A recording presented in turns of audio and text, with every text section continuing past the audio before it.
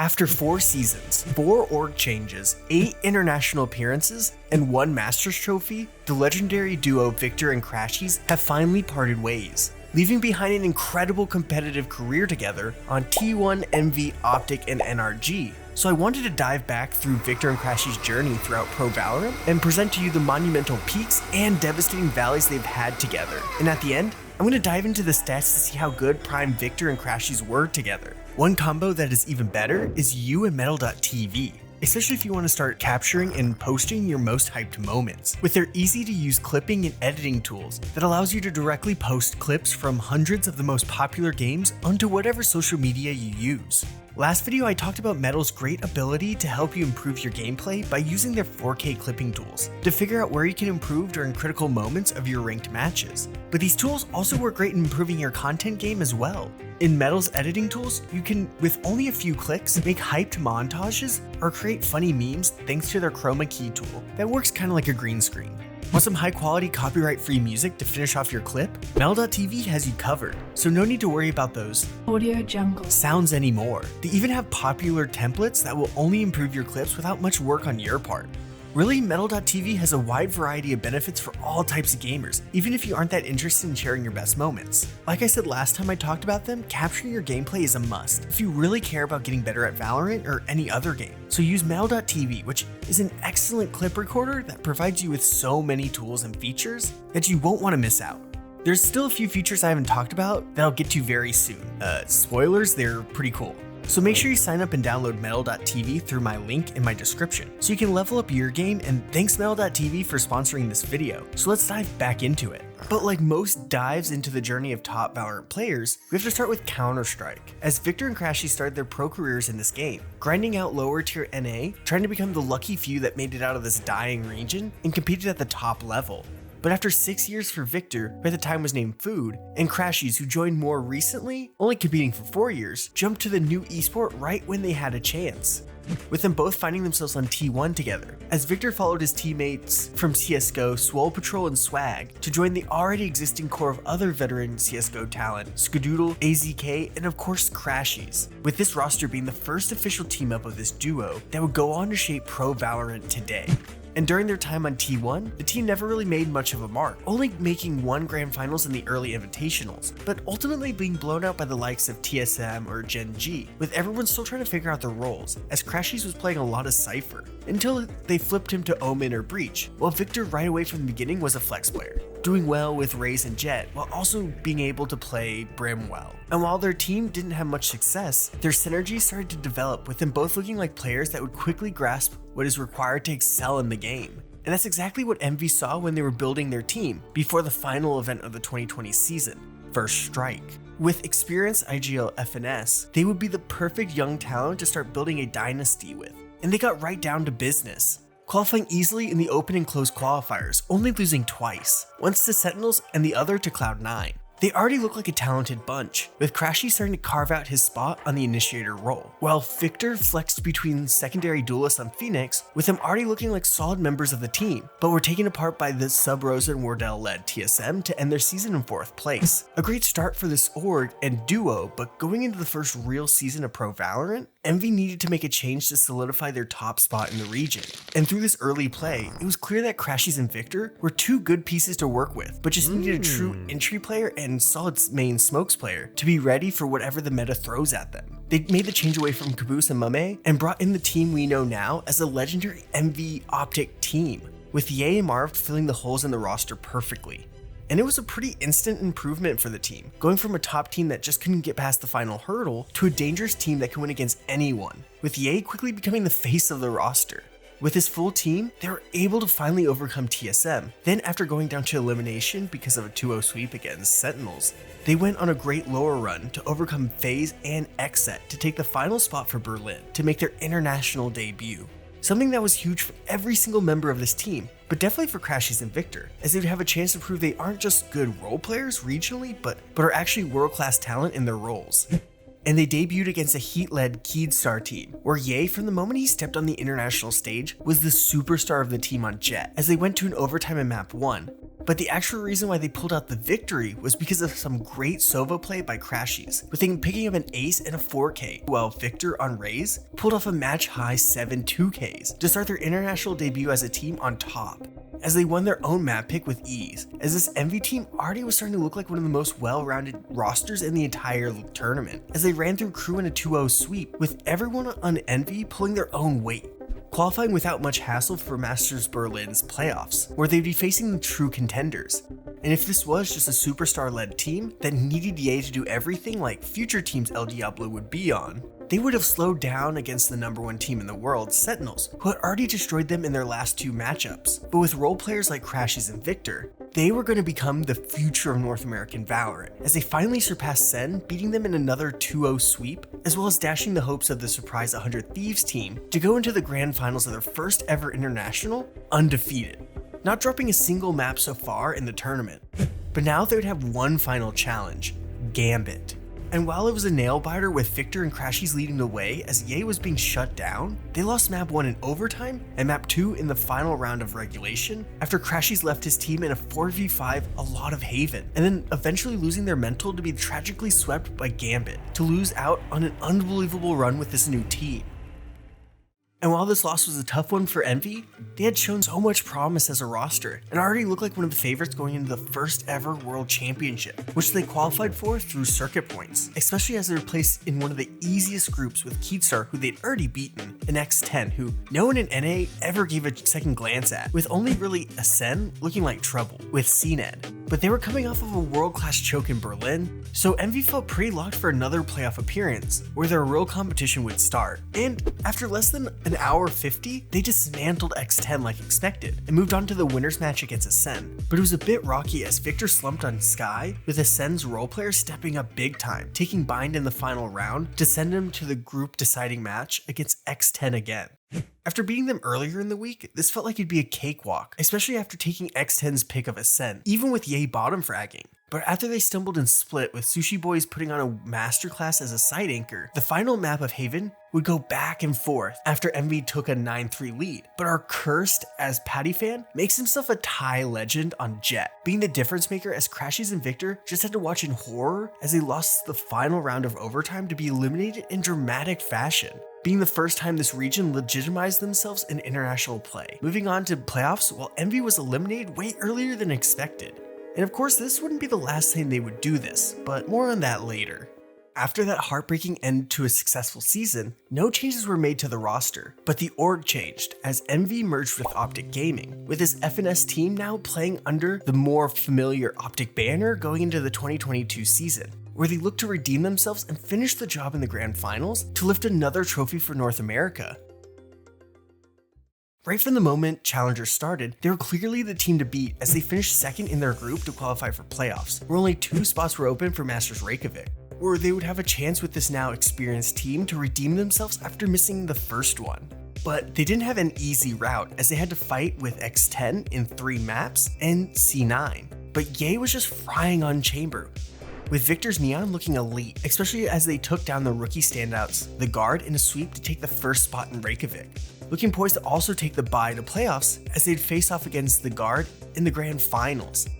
But they couldn't finish the perfect run, losing in a close map 5, with the Guard pulling off a 7-round win streak to seal the victory and snatch the bye right from under Optic, with the narrative starting that this team with Crashies and Victor just didn't have what it takes to win grand finals, and were starting to be labeled as chokers. That's what this team's legacy could have been if they continued to go down this path. But this is when Crashies and Victor started their prime in Valorant, as Masters Reykjavik 2022 was one to remember for Optic fans, even after they dropped the opening match to the new version of the X10 team that humiliated them at the end of last season. They were able to power through the 2 elimination matches, with Crashies showing that he is the quintessential Sova player, while Victor just flexed onto whatever his team needed at the drop of a hat, still holding his own against teams like Crew and Exertia, where they finally redeemed themselves to move on to playoffs, where the Guard were waiting for them. And for me, this game is ingrained in my mind as Ye just went off, especially on Icebox, to give them the win, even while our favorite duo struggled. Just showing how crazy Ye's prime was during this time, leading them to an all-time match against DRX, where the deciding map on Split went to multiple overtimes, with Crashies picking up a critical kill to win the needed attacking round to push them to the upper finals, where they would for the first time face the pride of Brazil in Loud. Right away, everyone knew a great rivalry was born, as while Optic looked at first to just be outmatching Loud as Victor went off for 21 in a 13-2 blowout, the OG Loud team responded with a perfect defense on Ascent to force a map 3, whereas Les stole the show, putting on what at the time was the most kills in an international map at 33 to win the first match between the two powerhouses that would be competing back and forth all year long. And it wouldn't take long for them to get their chance at revenge, as in the lower finals against Dark Horse Zeta Division, Marv had a career game in overtime to win map 1, while completely stopping Zeta's momentum as Crashies and Victor put away Fracture. And Ye on Chamber finished off Zeta on Bind to sweep them and move on to the grand finals, with them being given another chance to take home a Masters trophy. But like I said, they'd have to get through Loud. And just like in the upper finals, these two teams were clearly the best in the tournament, going at each other with Ye giving Optic enough of a lead on Ascent to escape a comeback from Aspas and Loud. Then on Bind, Loud successfully came back from an 8-4 down to go to overtime, where the aggressive entering of Victor and Ye were enough to pass a great performance by Saucy on Sova.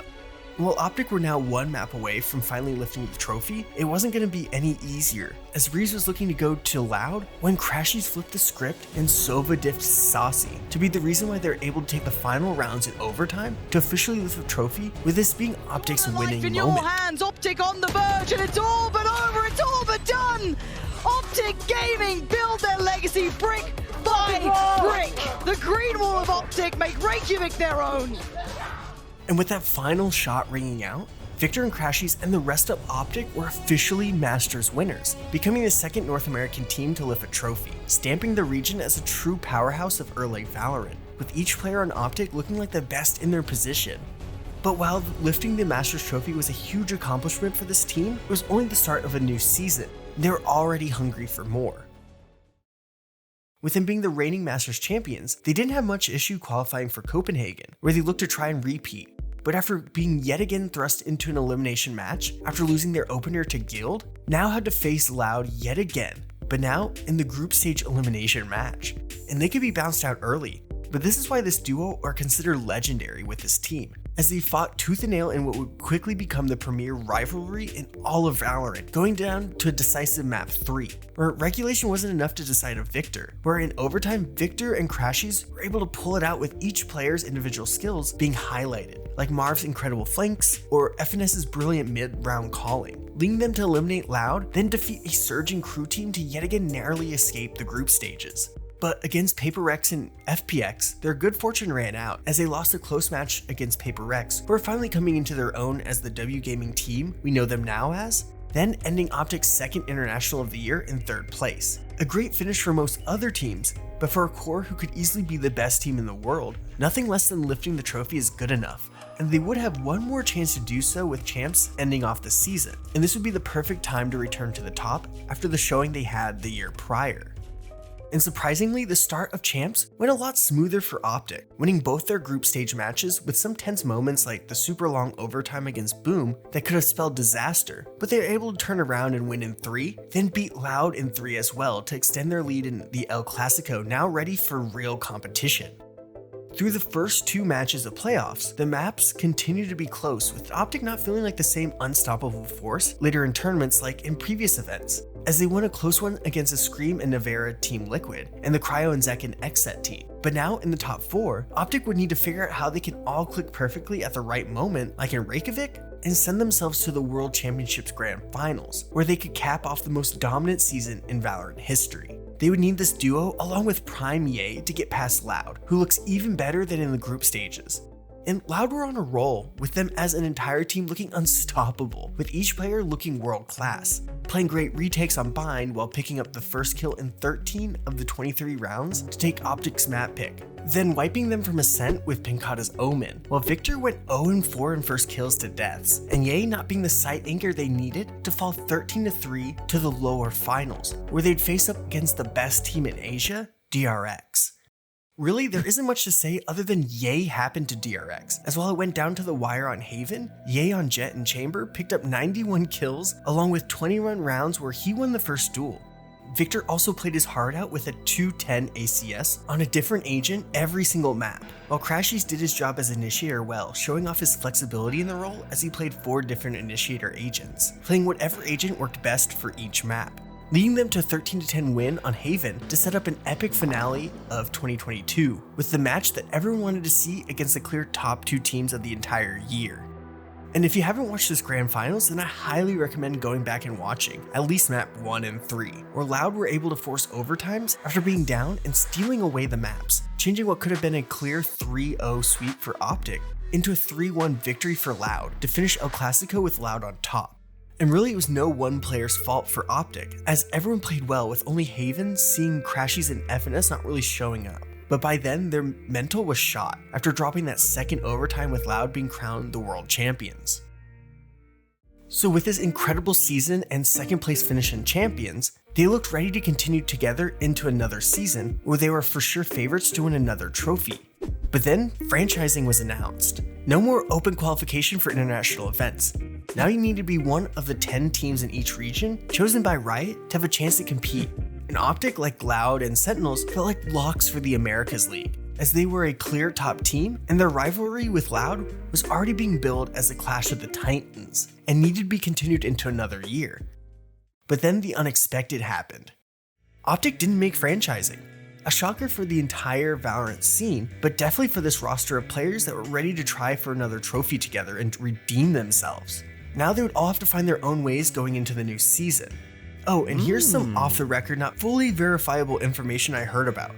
Supposedly, Optic's franchising proposal was very poorly put together compared to the other orgs, and that one proposal seemed to be the difference maker in Riot's decision to exclude them from the franchise league. But either way, this Masters winning roster were free agents, and Crashies and Victor knew they wanted to stay together for the new season as they had so much success together as a core. And they found the perfect opportunity with NRG, as NRG were trying to get as many of the pieces of the Optic team as they could, with the leadership of FNS and Chet joining the duo on this team, while Ye and Marv found their own teams. NRG also kept their longtime Smokes player Sam on the team, as well as brought in artists to fill in Ye's spot. And really, this team on paper looked like they could actually compete at the same level as the old Optic team, but no one could really know until they hit the stage during the single elimination lock-in tournament in Sao Paulo. Their start as a team went well as they faced up against Koi, who just weren't up to their level. Still, it was close, but they were able to get by thanks to Sam and Crashies playing well, as they tried to figure out some of their comps. This uncertainty of comps continued as they tried to tweak Lotus, but Fatinho put on an ultimate performance at 35 kills to push NRG briefly to the brink, before they righted the ship on Giants Haven, winning 13-1, with this duo being the main focus leading into a win on Icebox to escape an early exit, as they were now just one match away from making the top 4, so quickly after making roster changes. And while they would be faced up against Loud, who also had to make a couple of changes after the conclusion of their original rivalry, NRG and fans were looking forward to seeing how this rivalry will progress now under a new banner, but with the same core. But when it came down to the real match, Loud's changes clicked just a bit more than NRG to push Loud past them. But it really could have gone either way, with Pearl going NRG's way with Artis playing incredible to shut down Aspas, while Fracture went to a 5th overtime with NRG so close to taking the win as Crashies dropped 33 on Breach, but Aspas and Tuis had just enough to get by and eliminate NRG in 5th to 8th place. A respectable finish for this team, but not what they would want compared to the previous season. But this event was designed to be so insane and brutal, and really the lone Masters event and Champions were what really counted for the season. So that's where they quickly set their eyes on while Loud and Fnatic fought it out in the instant classic of a grand finals. But that slight amount of extra time to prep didn't really help at all, as they struggled early, losing to Lev, MIBR, and Cloud9 to put themselves in a dangerous spot in the first half of the regular season, but were able to turn it around after they got in a rhythm against later teams like Crew, 100 Thieves, and Furia, then showing they were back in form by beating Loud 2-0 to hand them their first loss since the grand finals of Lock-In, then finished the inaugural franchise season, winning against EG to clinch the 3rd seed into playoffs, but without a first round bye. With only 3 spots up for Masters Tokyo, they'd be playing EG, who barely made the playoffs after a miracle granted them the final spot. NRG definitely felt like they would start this off with a win, but as is customary now for this core, they started in the lower bracket, being upset by EG off of a 73 kill performance by Demon 1 to send them down to elimination, with them needing to make a great loser's run to even qualify for Tokyo. They started off with a win against Furia, with Artis working better on Jet, and then to qualify they were able to survive against Cloud9, giving up a comeback in regulation on Haven. But then Crashies and Victor showed up on defense as KJ and Sky to make it to Tokyo. But still, a playoff bye was up for grabs, and with NRG's tendency to lose in group stages, this would be the difference maker for them to return to the top of Valorant. In the lower finals, Artis was able to out-duel Demon 1, while Victor was just in his prime as a flex player, with him truly playing any role and excelling at it, leading them to a 3-1 win to once again face Loud. And this installment of the rivalry really showed how much losing a prime Ye is for NRG, as they just didn't look to have the same firepower to keep up with the trio of Kawenzine, Les, and Aspas, as they were swept to miss out on that playoff bye. But still, this impressive lower bracket run was enough to keep them at the top of Americas and look ready to retake the international stage now with Sam and Artis. In Tokyo, they were thrust into a very interesting game for a couple reasons. One, it would be Artis' first time facing his former team in FPX, now Na'Vi. The other reason is that both cores were in similar positions with their legacies, as they were both great the year before winning a Masters, but had a change or two on their roster and needed to prove they were still top dogs in the world. With this duo, along with FNS having a tendency to choke the opening match, they were now the underdogs going into the matchup. But Ascent was a unique map, as after Na'Vi got the opening pistol and eco, NRG pulled off 6 consecutive retakes before Na'Vi could stop the onslaught and tie it at half. NRG were able to pull away and take the win thanks to Sam and Artis opening up the sights for them even after they lost the opening kills, leading them to 7 straight round wins to steal the map.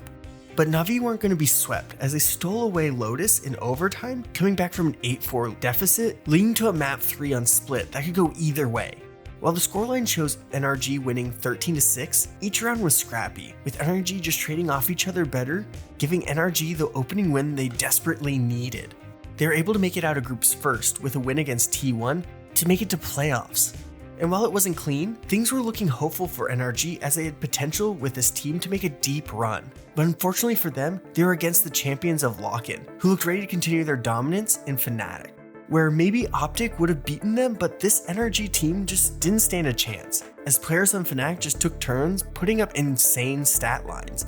to send NRG down to elimination early yet again in a Masters, something this core has become accustomed to now. But this is where they always thrived, on the brink of elimination, as they themselves eliminated DRX and Team Liquid, with a duo we had always seen in the background of the team doing the supporting roles, now having to play at the front being the reasons why they stayed alive all the way to the lower semifinals, where they'd be faced up against a Paper X team going on a Cinderella run with a substitute. And unfortunately for NRG, that Cinderella run would run right through them, as they first lost a heartbreaking overtime with Sam's infamous Cove incident, then losing in the last round of regulation on Bind, with a team that just didn't look to be fully meshed to play at their full strength, being eliminated from Tokyo. And while they would have liked to finish on the podium, a 4th place finish was an improvement from Lock-In, and they felt as a team more cohesive,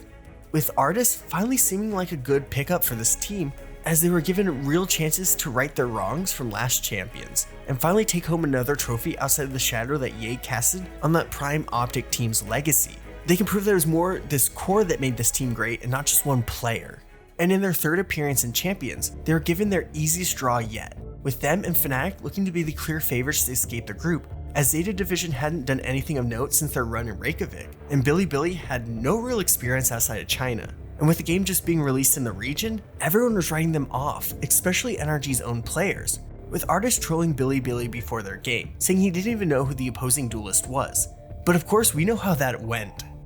This match actually didn't start off bad for NRG, as they started the game with 5-round wins, with it feeling like it'd be the blowout we expected. But then Bilibili became NRG's kryptonite, with Bilibili's no-name duelist, YZ, playing well along with Initiator Bank, barely winning their own map pick of Lotus in overtime. While that's a tough loss for NRG, they were still expecting to pick up the pick of Split, but they just couldn't get it together, with NRG's 2 entries, Artis and Victor, just underperforming as YZ dropped 31 kills to etch his name forever in Artis's mind, sweeping them, sending them yet again down to elimination early in an international. And while most other top teams might have panicked after being humiliated that bad, this core are Masters winners with tons of experience, so they just got ready for their match against Zeta, determined not to let what happened against Bilibili happen twice in a row. But after another overtime map that could have gone either way, it was clear that this team wasn't as solid as people thought, as even though they won the map and destroyed Zeta on Haven, there were a lot of fears going forward with this team. But in the group deciding match, they surely wouldn't lose to Bilibili again, right? It was worse than before. Bilibili just seemed to have their number now, beating them within 2 hours, winning with a round differential of 26-15, with only Victor by the end of it trying to keep it close. But really, they just looked beaten by the end of the first half of the set. They were eliminated without winning a single map against Bilibili, leaving champions before they even really arrived. And with an unbelievably humiliating exit to what was supposed to be a great 2023, this team knew they would have to make some changes and shake it up. And while there are rumors they would completely gut the team and start over, they stuck with the core duo of Crashies and Victor and decided to build around them as FNS and Som left together to stream, while Artis went back to the EMEA. So now with just Crashies and Victor left along with Chet, they set out to build the best team around them, which meant Super Team. Capitalizing off of the explosion that was the world champion EG roster, they picked up standout Demon One and secondary caller Ethan to join the team along with old teammate Marved, who had always worked great with this duo. So right from the roster announcement video, people were hyped for this new NRG team. I would go over this recent season in detail, but I actually did that in a recent video all about how NRG failed this season, which you can check out at the end of this video. But if you didn't pay attention to how this super team did, I'm going to quickly sum it up here. They did bad, missing out on every single chance to make a Masters event, not even qualifying for the playoffs either split, with them in complete disarray even after FNS and Som rejoined the team. And ultimately, this catastrophe season led us to today, with the longest running Valorant duo disbanding, with Victor and Crashies leaving along with Chet, as NRG rebuilds their roster for this coming season. And while it was clear that the changes had to be made, was this duo of Crashies and Victor truly past their prime and in need of a split up? Well, let's dive into the international stats from what was their prime with Envy and Optic, and then with NRG in the recent years.